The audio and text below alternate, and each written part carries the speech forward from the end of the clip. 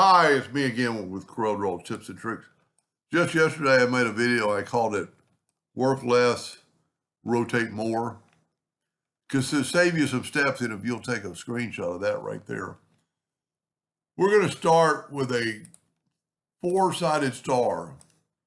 And I'm going to hit P, put it in the center of the page. Doesn't really matter what size, but I'm going to control D to make a duplicate, and I'm going to rotate it 45 degrees. Now, just to show off what this can do, I want that one star to be a little fatter. And I also want it to be smaller, so I'm going to make it like 80%. Now, I'm going to measure this, and I'm going to make it 10 inches. Well, I'm going to select the whole thing and make it 10 inches. And then I'm going to take a rectangle or square holding down the control button, and I'm going to make it 10 inches, and I'm going to hit P. Now, I need to put another rectangle right in here to meet these corners. So I'm going to get the parallel dimension tool, and I'm going to go from that node to that node. I'm going to get 2.35. So I'm going to take a rectangle and make it 2.35. And then I'm going to hit P and see how it matches those numbers. Now I'm going to take a 2-point line, and this is part of the rotation. I don't have to rotate it, so it's a lot easier just to draw another line. But I also need a line from this corner to this corner, and from this corner to this corner. So I could have rotated that line, but we're going to do a lot of rotation here in a minute. So now I want to take that square, shift select that square, and I'm going to go to Effects and Blend.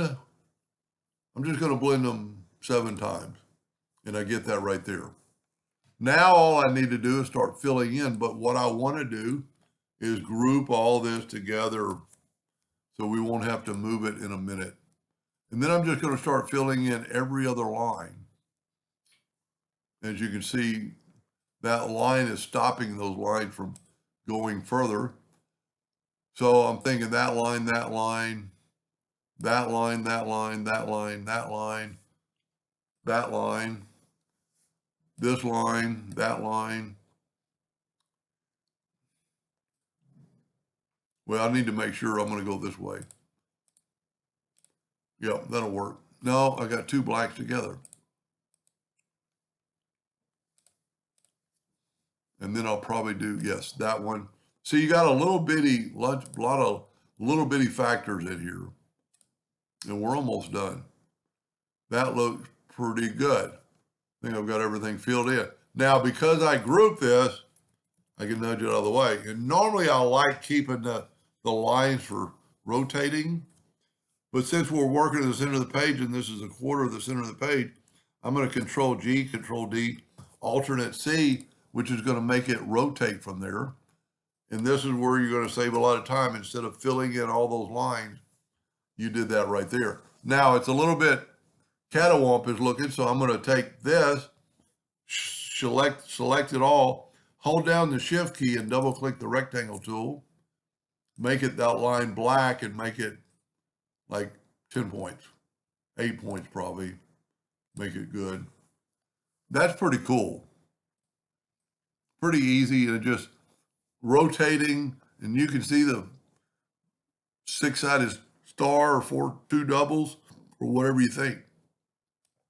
But that's the key right there to put these extra lines in, especially these.